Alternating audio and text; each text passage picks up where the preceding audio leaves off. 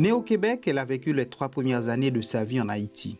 Après des études à l'Université de Montréal, elle devient pharmacienne. Une profession qu'elle exerce depuis plus de 25 ans. Partenaire d'affaires dans plusieurs succursales, elle est maintenant propriétaire de sa propre pharmacie et récemment a remporté un prix pour l'excellence de son service en laboratoire. Mon invité, la pharmacienne Bervely Salomon.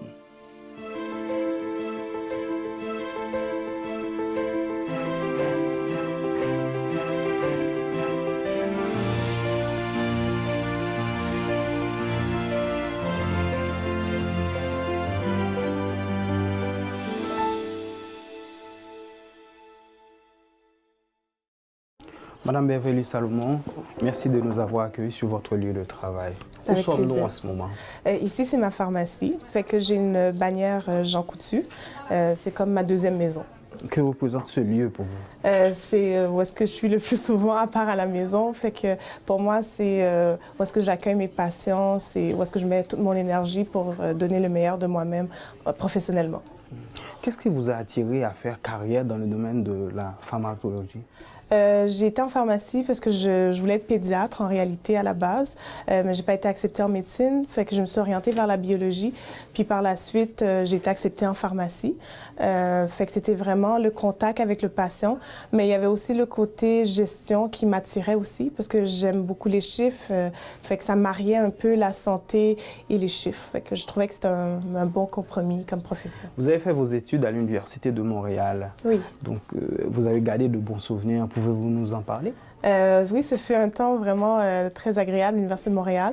C'est sûr que la première chose qui me vient en tête, c'est l'énergie que j'ai mis à étudier, là, parce que c'était pas nécessairement un baccalauréat facile. Fait que j'ai passé des longues heures à la bibliothèque, mais aussi j'ai tissé des liens avec d'autres collègues dans d'autres domaines qui sont encore mes amis pour maintenant, même après la fin des études. Fait que oui, c'était une bonne expérience. Vous étiez la première femme d'origine haïtienne à avoir 4 Jean Coutu, ou 4 licences, si vous voulez, comme franchise de Jean Coutu. Donc, parlez-nous un peu pour... Bien, j'avais un associé, fait que j'étais pas toute seule, mais on était 2 et à un moment donné, on avait 4 succursales. C'est sûr que moi, j'ai gradué en 2003. J'hésitais entre aller travailler à l'hôpital, parce que j'avais un poste dans le temps à Royal Victoria, ou venir en milieu communautaire. Et j'ai eu une offre de mon ancien maître de stage de venir travailler pour lui sur la pharmacie qui était sur Jean Talon. Puis j'ai dit oui. Fait que j'ai choisi d'aller en communautaire dans la franchise Jean Coutu. Mais je lui ai dit, moi, je veux être pharmacienne, mais je veux être propriétaire. Fait que ça a été la première chose qu'on s'est dit quand j'ai commencé. Donc c'est la femme d'affaires. Oui, fait qu'il savait un peu vers quoi j'allais. Et quelques mois plus tard, il y a eu l'opportunité d'acheter d'autres succursales et il m'a demandé de m'associer avec lui. Fait que j'ai saisi l'opportunité. C'est comme ça qu'à 23 ou 24 ans, j'ai eu mes premières succursales Jean Coutu. Vous avez remporté cette année le trophée Excel Pro de la chaîne Jean Coutu pour l'excellence du service en laboratoire. C'est important pour vous, cette récompense? Oui. Très, très important. C'est sûr que le Trophée Excel Pro récompense le meilleur laboratoire Jean Coutu en termes de service professionnel. Fait comme je vous ai dit tout à l'heure, la pharmacie, c'est comme ma maison. Fait que je suis ici. Quand je reçois mes patients, c'est comme si je vous recevais chez moi. Donc, j'ai implanté cette philosophie-là à toute l'équipe aussi. Fait que je suis vraiment contente qu'elles aient atteint l'objectif de viser l'excellence et d'apporter ce trophée-là en succursale. Qu'est-ce que ça apporte de plus? Ben, je pense que pour l'équipe, ça leur donne des ailes pour viser encore plus haut. Pour moi, ça me donne l'énergie pour continuer à avancer puis continuer à performer. Fait que ça aide, là, ça donne un petit velours sur l'épaule à moi et à toute mon équipe. Mais quels critères selon... Les critères, c'est vraiment de tout. Fait que c'est la gestion des dossiers des patients, c'est la façon qu'on accueille les gens, c'est la qualité de nos conseils qu'on donne, c'est moi en tant que gestionnaire, comment je gère mon équipe. Fait que c'est vraiment, il y a beaucoup de critères qui sont très précis, qui couvrent beaucoup d'aspects. Ouais. On dirait aussi que la pharmacie de Saint-Léonard, où nous sommes, oui, est également l'une des pharmacies les plus multiethniques de Montréal. Les clients y seraient servis au moins à plusieurs langues. Oui. Pouvez-vous nous en expliquer? Bien, c'est sûr que dans mon laboratoire, on a de les filles qui travaillent, ben, je dis les filles parce que c'est majoritairement des filles, j'ai un garçon, elles parlent toutes les langues. Fait que si je vois que ma clientèle, mais à un moment donné, j'ai plus d'arabe, je vais voir quelqu'un. Je me suis adaptée un peu à mon secteur, à ma clientèle, qui fait en sorte que quand quelqu'un vient ici, ben, c'est qu'elle peut avoir les conseils dans sa langue. Ça a l'air bénin, mais c'est vraiment important pour que la compréhension du traitement par rapport aux patients. Fait que j'ai des gens qui parlent, j'ai 7 langues, français, anglais, créole, italien, espagnol, vietnamien, puis arabe. Fait que, donc c'est l'un des critères aussi pour avoir le prix pour Excel? Non, pas du tout. Non, ça, c'est vraiment moi, personnel. Parce que dans le temps, ma grand-mère, elle avait été dans une pharmacie, puis on ne l'avait pas servi en créole, puis on ne lui avait pas expliqué nécessairement comment mettre ses gouttes. Puis tout le temps, elle les mettait, mais elle les mettait mal, parce qu'on lui avait mal expliqué. Fait que moi, cet épisode-là m'a marqué, puis je me suis dit, bien, le jour que j'aurai ma pharmacie, je vais m'assurer que les gens puissent être servis comme, pour vraiment bien comprendre. Parce que des fois, ils comprennent le français, mais c'est juste qu'il y a des nuances qui peuvent être apportées dans leur langue d'origine. Vous êtes mère de 3 enfants, et la plus jeune ayant seulement 3 mois. Est-ce que la conciliation travail-famille a été ou est toujours facile pour vous étant qu'être pharmacienne propriétaire? Non, c'est pas évident. Ben, je pense qu'au début, avec le premier, c'était un choc, là. J'ai comme perdu le contrôle. Je suis quelqu'un qui aime contrôler, là, le bébé, mais c'est lui qui contrôle.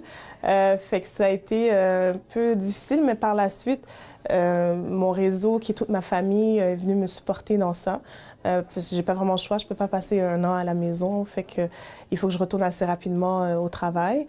Fait que c'est vraiment grâce à une structure, une organisation, puis un réseau basé de famille et d'amis proches qui font que je peux passer d'une journée à l'autre. En dehors c'est-à-dire de votre travail professionnel, oui. Vous êtes très impliqué aussi dans la société et dans la communauté haïtienne, dont vous êtes, je dirais, l'initiatrice du projet de Consommons haïtien. Pouvez-vous nous expliquer, premièrement, vos implications et deuxièmement, l'idée de Consommons haïtien? OK. C'est sûr que ça ne vient pas nécessairement de moi. On était un groupe qui travaillons à la base du projet Consommons haïtien. C'est Grégory Excellent qui m'a demandé de se joindre à lui, à l'équipe.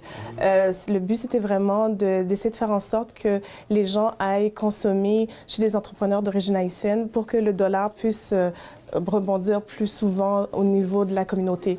Parce qu'on a une communauté qui, pas nécessairement, est consciente qu'il faut comme, essayer de consommer à l'interne pour rendre les entreprises plus fortes et pour pouvoir socialement ravoir cet argent-là. Fait que le but, c'était vraiment de faire voir aux gens qu'on était là, les entrepreneurs, et qu'il fallait essayer de venir à nous. Parce qu'il y avait un mythe comme quoi que les entrepreneurs haïtiens n'étaient pas nécessairement qualifiés. Mais avec ce projet-là, on montrait toute la beauté, la diversité de l'entrepreneuriat dans la communauté d'origine haïtienne. Fait que c'était un double mandat, puis de montrer les entrepreneurs et d'aider les consommateurs à les cibler où est-ce qu'ils sont pour aller les voir. Parce qu'à compétences égales, on essayait de faire en sorte qu'ils aient consommé chez les entrepreneurs d'origine haïtienne. Mais pourquoi cette cause-là est vraiment importante pour vous? Parce qu'une communauté qui n'a pas de pouvoir économique ne peut pas avancer. Fait que c'est important d'être économiquement solide. Oui, on fait partie, on est Montréalais, on est Québécois, on est Canadiens, mais en même temps, il y a des causes sociales qui viennent nous chercher que si l'entrepreneur n'est pas assez fort, il ne peut pas venir, on va dire, sauver, on va dire, la Maison d'Haïti ou d'autres choses. Fait que c'est à nous-mêmes, entre nous, de tisser des liens et de rendre ces entrepreneurs-là plus forts pour faire avancer des projets qui nous tiennent à cœur. Fait que c'est pour ça que c'était important. Vous êtes aussi chroniqueuse, si je peux dire ainsi, pour l'émission Montréal Pluriel, et puis également ainsi que sur les ondes de CKUT avec Raymond Laurent. Oui. Donc, sur quoi portent vos chroniques? Sur la santé, sur l'entrepreneuriat? Non, c'est vraiment plus sur la santé. Je touche des sujets pathologiques ou des fois par rapport aux médicaments. Fait que c'est vraiment beaucoup de prévention. Je suis quelqu'un qui prône la prévention beaucoup. Fait que c'est vraiment de l'éducation que je fais au niveau de ma chronique, mais au niveau santé. Ouais, quelque chose que je maîtrise bien. À votre plus jeune âge, est-ce que vous vous voyez à la tête d'une pharmacie Jean Coutu? Donc, c'est-à-dire l'esprit entrepreneurial. Est-ce que... Ben, pas du tout.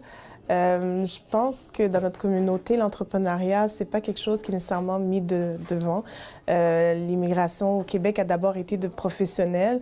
Fait que d'habitude, le fruit tombe pas trop loin de l'arbre. Fait que ma mère est infirmière. Fait que c'est sûr que je reste dans le domaine de la santé. Fait que je pense que pour les autres enfants aussi de la communauté, l'entrepreneuriat, ça n'a pas nécessairement été quelque chose qui a été poussé. C'est sûr que j'ai toujours été la bargaineuse de la famille. Fait que quand on allait en voyage, c'est moi qui bargainais les tours. Fait que je l'avais en moi, mais sans nécessairement que quelqu'un mette de l'eau puis le fasse jaillir ou le fasse germer. Fait que non, c'est vraiment venu par moi-même en faisant de la recherche que j'ai découvert que j'avais les aptitudes nécessaires, que j'avais le goût pour l'entrepreneuriat, chose que maintenant j'adore, là, oui. Mais aujourd'hui, est-ce que vous vous considérez plus pharmacienne ou plus femme d'affaires, entrepreneur? C'est sûr que la beauté de ma profession, c'est que j'ai les deux, parce que les deux sont nécessaires. Je ne peux pas être une femme d'affaires, une pharmacienne propriétaire d'une franchise sans être pharmacienne, parce que je serais déconnectée lorsque je conseillerais mes patients. Et je ne peux pas non plus être juste pharmacienne parce que j'ai de la gestion à faire. 95% de la gestion, c'est les ressources humaines, fait que j'ai des gens à gérer. Fait que c'est vraiment ce mariage-là qui me permet d'avancer, qui me donne l'énergie. Puis c'est qu'est-ce que j'adore, c'est la possibilité de marier les deux. Est-ce que vous aimez votre vie professionnelle? Oui, j'aime vraiment beaucoup. Mais quand on regarde l'ensemble, l'activité, c'est-à-dire au niveau social, l'intégration au niveau social, quand vous mariez tout, est-ce que vous considérez, vous, comme une réussite de la communauté? Moi, je vois comme si je fais quelque chose que j'aime et que ça donne un beau rayonnement. Une réussite, à mes yeux, c'est positif, là, mais je suis quelqu'un d'un peu plus modeste et je ne le vois pas comme ça. Mais oui, pour voir des gens qui m'approchent et qui me félicitent, je vois que je fais une différence. Fait que oui, je peux dire que oui, une réussite. Quelles sont vos ambitions futures? Oh. Je suis à un point où est-ce que je pense beaucoup à ça, là. Fait que je n'ai pas encore trouvé. C'est sûr que je vais continuer à être une pharmacienne propriétaire parce que j'aime ça. Mais tout ce que j'ai acquis me permet de découvrir que qu'est-ce que j'aime beaucoup, c'est gérer. Fait que je ferme pas la porte à gérer autre chose. Je sais pas, j'ai pas encore trouvé. Je suis en réflexion, par contre. Mais c'est sûr que je vais rester dans le monde de la gestion parce que c'est quelque chose que j'aime. Quand j'ai gradué, ma tante, pour me récompenser, elle m'a amenée en Haïti comme voyage de récompense. Fait que j'ai été à Tigouave, j'ai vu les étoiles dans le ciel. Fait que oui, j'ai été au marché. Fait que oui, je connais Tigouave.